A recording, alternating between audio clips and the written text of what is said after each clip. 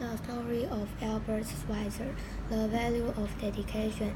Young Schweitzer often pondered life. He'd been given many gifts and wanted to share them with others. At 21, he gave himself 9 years to improve his talent. Then he would dedicate himself to serve others. So he became a famous organist and wrote a book about organs and one about Bach.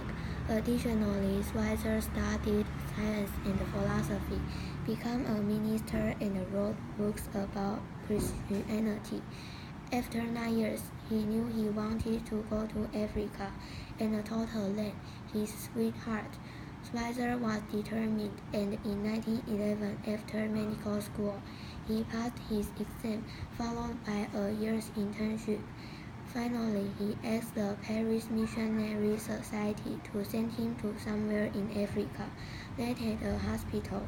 Schweitzer also informed them that he wouldn't need a salary, as he could live off the money he earned from his books.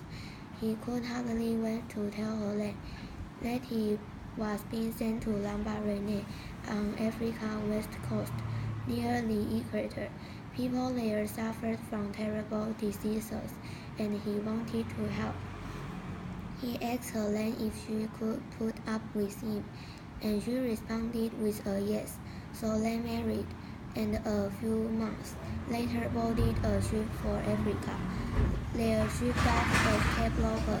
There they got on a smaller boat, and the last few miles they traveled by canoe.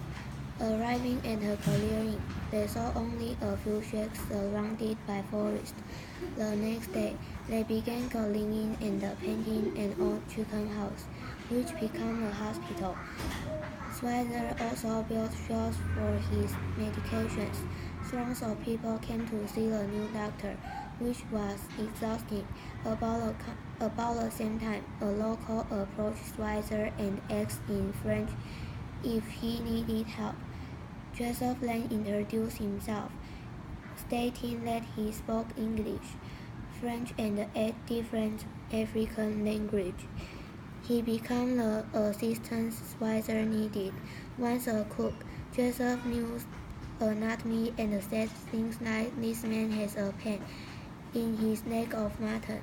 Schweitzer would think how a leg of mutton looked and know where the pain was. Joseph also learned about the medication and helped during operations. They also built more buildings, including huts for sick people to stay in. Then the Schweitzers heard that Germany and France were at war, which was alarming because they were Germans in French territory.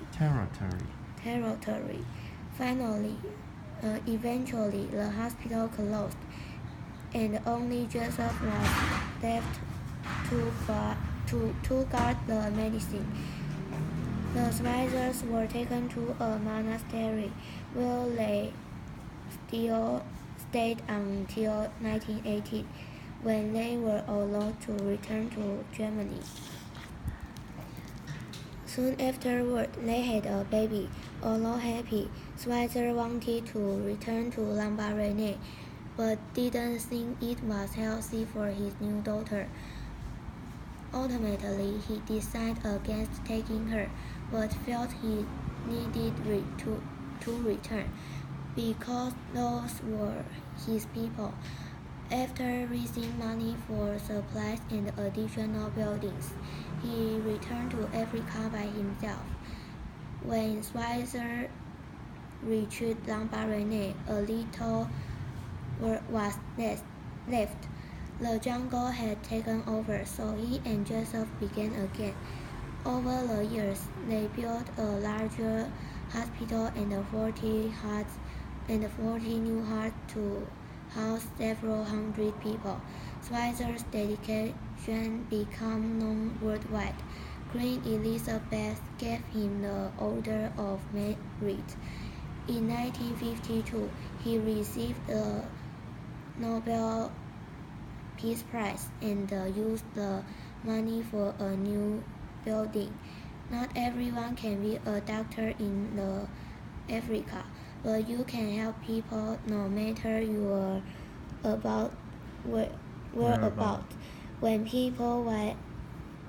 people ask why he didn't rest, Schweitzer would answer, "My humanity is like money. If I keep it in a jar on a shelf, it can do nothing. But if I spend it on others, look at what can happen." 好，